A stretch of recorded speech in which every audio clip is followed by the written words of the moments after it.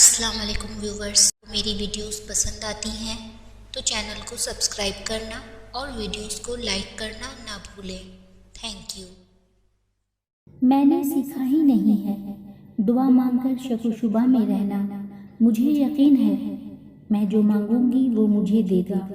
اسے پتہ ہے میں درگاہوں مزاروں پر جا کر بھی اللہ والوں کو مخاطب نہیں کر پاتی۔ وہ جانتا ہے میں نے اس کے علاوہ آسرے نہیں بنائے ہوئے۔ وہ میری اتنی سی خود سپردگی کو آزمائے گا نہیں۔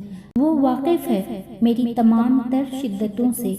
میری دعائیں اگر بکھریں تو وجہ کسی کی نیت ہوگی، میری شدت نہیں۔ پھر بھی میں چاہوں گی کہ وہ اس نیت کو اپنے رحم سے موڑ دے، اسے میرے حق میں کر دے۔ مایوسی گناہ ہے۔ اللہ سے نہیں مانگو گے تو کس سے مانگو گے؟ تم سمجھتے ہو وہ تمہاری دعائیں قبول نہیں کر رہا؟ در حقیقت وہ تمہاری التجا کو بار بار سننا چاہتا ہے۔ اگر وہ تمہاری دعا قبول نہ کرنا چاہتا ہو تو وہ تمہیں دعا کرنے کی توفیق کیوں دیے ہوئے ہے؟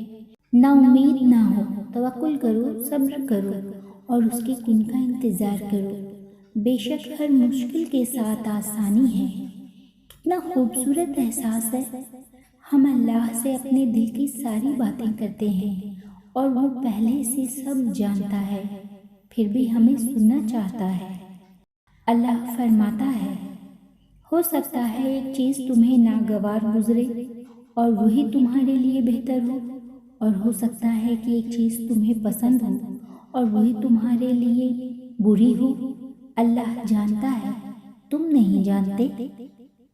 میں جب سورہ یوسف پڑھتی ہوں مجھے ایسا لگتا ہے ہر خواب پورا ہو سکتا ہے، ہر بچھڑا ہوا مل سکتا ہے، ہر دعا قبول ہو سکتی ہے، ہر منزل پائی جا سکتی ہے۔ کیا حوصلہ افزا کلام اترا ہے اس سورہ میں جس کا آغاز خواب سے ہوا اور اختتام اسی خواب کی حقیقت پر